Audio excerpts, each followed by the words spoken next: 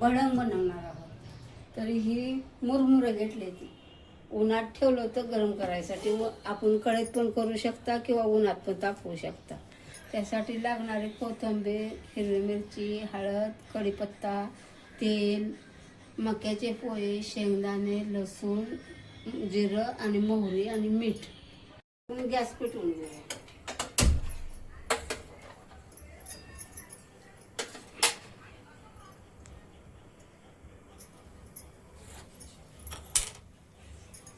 आपली कढई तापत ठेवली तोपर्यंत आपण लसूण चिचून घेऊया.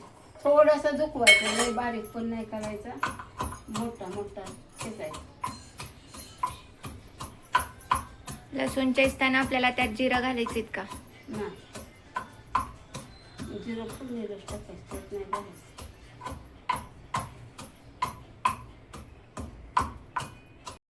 कढई तापलेली आहे, आपण त्यात तेल ओतून घेऊया.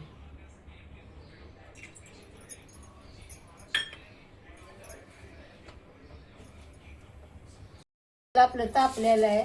आपण सुरुवातीला मक्याचे पोहे टाकून घेऊया.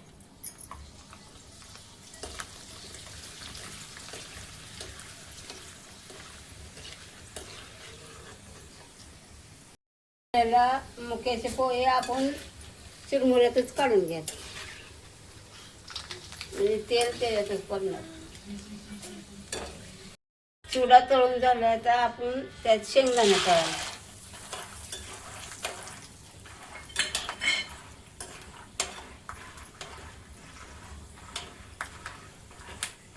शेंगदाणे छान तडतडून वाजत आहेत. आता या मुरमुऱ्यावर काढून घेऊया आपण.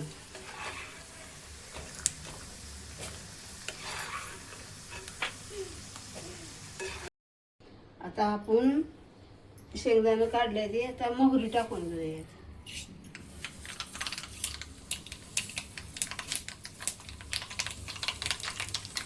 मोहरी तडतड वाजली. आता यात लसूण टाकून घेऊया.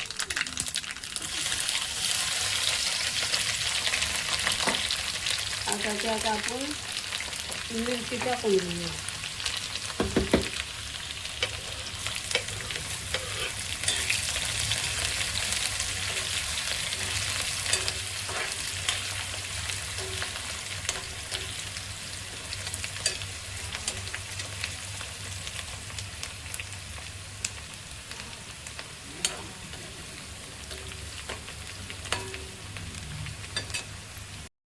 टाकून घेऊया.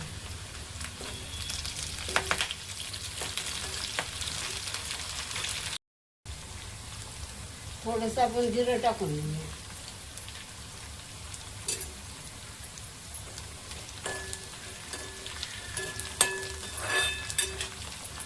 आणि यात कोथिंबीर पण टाकून घेऊया, म्हणजे कुरकुरीत भाजली तर.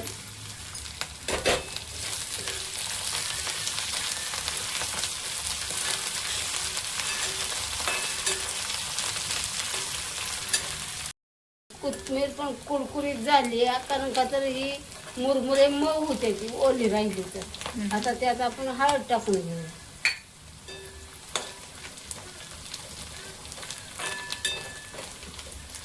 आणि चवीनुसार मीठ टाकायचं.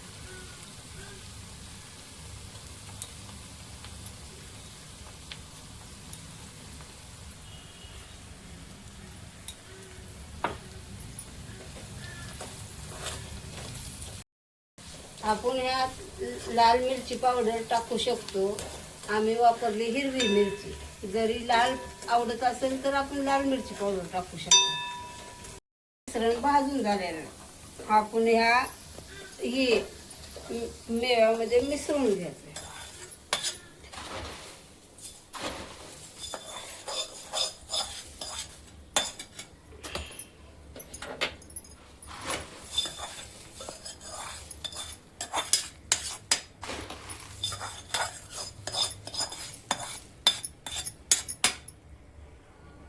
असं थोडं थोडं थोडं मिश्रण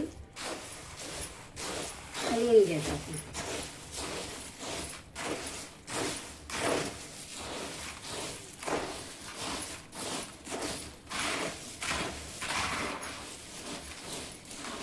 गार झाल्यानंतर आपण हे हाताने हलवायचं. आता हे समजा मिक्स करून झाले.